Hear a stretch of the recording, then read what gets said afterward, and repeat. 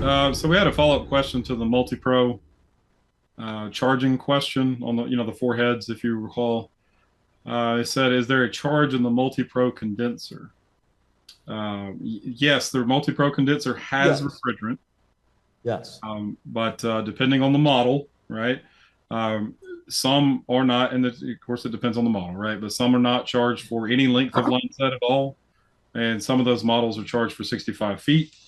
And I believe the delineation, correct me if I'm wrong, Greg, but the standard MultiPRO, the standard heating MultiPRO is charged for 0 feet, while the Ultra Heat is charged for 65 feet. Is that correct?